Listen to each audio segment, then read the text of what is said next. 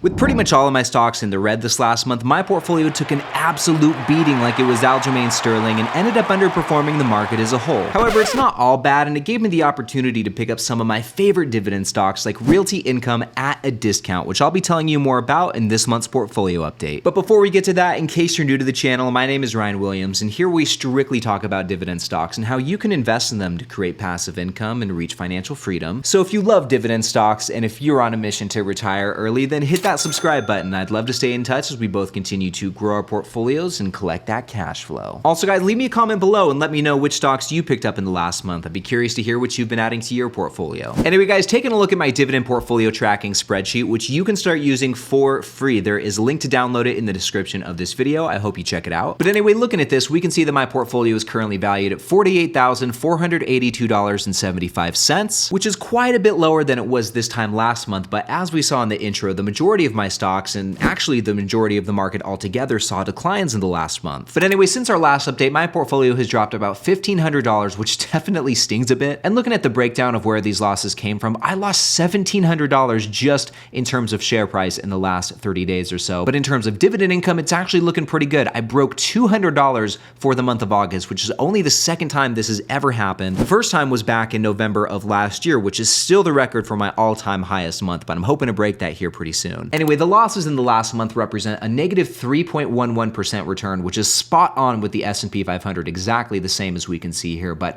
the Dow Jones did see less of a drawdown in my portfolio, down 2.33%, and the Nasdaq saw more of a drawdown than my portfolio and was down 4.25%. Switching gears and looking at this on a year-to-date basis, I'm getting absolutely crushed by the rest of the market. I'm up 3.25%, which I guess is good to see it in the green, but the other three indices definitely have the advantage over me. And although I'm getting just absolutely crushed by the market this year, I want to zoom out once more and take a look at the performance of this portfolio over a longer period of time. We're actually going to take it all the way back to the very beginning when I first started documenting my investing journey. I posted my very first video on October 15th, 2020, and looking at the rate of return from that date until today, my portfolio has gained over 51%, which actually is dramatically crushing the rest of the market. So while I'm up over 50%, the S&P is up 33%, the Dow's up about 28.5%, and the Nasdaq's only up 16.5%. So I'm doing quite well against the rest of the market if we look at a longer time horizon. Looking at this on an annualized basis, that means that my portfolio every single year since October 15th, 2020, on average has gained 15.5%. That's pretty crazy. But anyway, back over here on the spreadsheet, looking at my annual dividend income, it's currently sitting at $2,137, which is about a $15 jump compared to this time last month where I was bringing in $2,122. And looking at this on a year-to-date basis, so far in 2023, I've added about $222 to my portfolio's annual dividend income. I started the year at about $1,900, and just through contributions and dividend increases, we've been able to add quite a bit to the annual income amount. And I've got to say, as someone who started investing with practically no experience whatsoever, seeing the returns that my portfolio has been able to generate along with the growth in dividend income is awesome. And it makes me so happy that I just got started, even though I had no clue what I was doing at first. You know, I didn't go to school for this stuff. I pretty much learned everything that I know so far about investing on my own as I've gone along. But in hindsight, pursuing this stuff for my formal education when I was going to college would have been a really good thing for me and definitely would have come in handy, especially as a brand new investor. And with that in mind, I want to tell you about today's video sponsor, Southern New Hampshire University. As someone who actually didn't finish college and most certainly wasn't after a degree in finance when I was going, there are times where I don't feel the most qualified to talk about some of the topics we cover here on this channel. Because of that, I'd be lying if I said that I've never thought about going back and finishing my degree. And if you feel the same, if you feel like your experience is holding you back from pursuing the career that you really want, then I am so excited to tell you about today's sponsor, Southern New Hampshire University. SNHU has one of the largest accredited nonprofit online degree offerings in the country, and I want to talk to you specifically about their finance program. In this program, you'll learn to identify long-term corporate investment opportunities to increase shareholder value, apply theories of asset allocation, security analysis, and portfolio diversification to efficiently manage an investment portfolio, utilize the rules and regulations for financial accounting and reporting in a global economy, generate financial records and financial statements for users in accordance with governing rules and regulations, and analyze, interpret, and communicate financial and accounting information to internal and external stakeholders. SNHU is radically affordable, with their tuition rates being some of the lowest in the nation. Also, when you go to request information about one of their 200 plus different programs, a real person will hop on the call and discuss how the program can benefit you personally. To learn more, go to snhu.edu/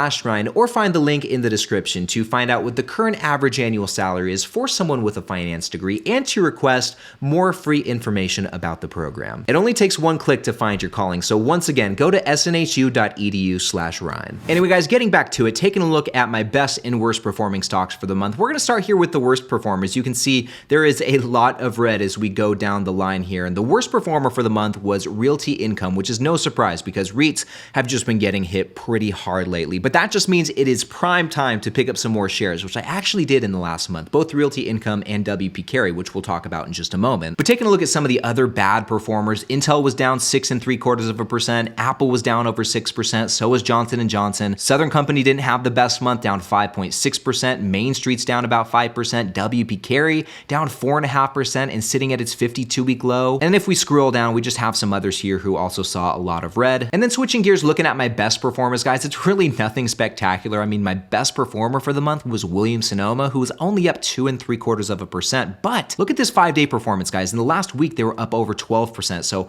pretty substantial gain in that time period. And KRC also actually had a pretty good week, up 5.6% just in the last 5 days. But their performance for the month was also nothing crazy, up just over 2%. And then we had some others here who saw a little bit of a gain as well. But like I said, overall, nothing too crazy. But anyway, guys, switching gears and talking about my purchases for the month, it was actually a pretty big month of buying for me. After I sold 3M from the portfolio, I had a lot of funds to redistribute, which I had a lot of fun doing. For the first time in a long time, guys, I added to my EPD position. I invested over $300 into EPD and picked up 12 shares for the month. And I also added quite a bit more to Realty Income. I added over $400 to Realty Income and picked up 7 shares, along with a little bit into WP Carey, about $130, picked up 2 more shares of that bad boy, and then I went hard on Williams-Sonoma, almost $1,400 invested just in this one stock in the last month, but that bought me 8 shares, and then along with this, guys, I invested $250 into my Roth IRA, bringing my total purchases to $2,471.73. And with that, guys, jumping over to M1 Finance, taking a quick look at my Roth IRA, it's currently valued at about $4,950, so we are almost at that 5K mark, which is sweet. And we'd be there too if I wasn't in the red this last month. I was down about $100 in the last 30 days, or about a 2.1% loss. And then as far as the year-to-date performance goes, I'm actually up. I'm doing pretty well. I'm up $275, up about 7.25%. So a nice gain so far this year. And then looking at the all-time performance, it's looking pretty good here as well, up about $150 or about 5.7%. And on that note, if we take my Roth IRA that's valued at about, $4,950 and is bringing in just over $140 of dividend income, and if we add that to my main taxable brokerage account, $48,450, it's bringing in $2,137 of income. This leaves me with a combined portfolio value of $53,404.88, which is quite nice.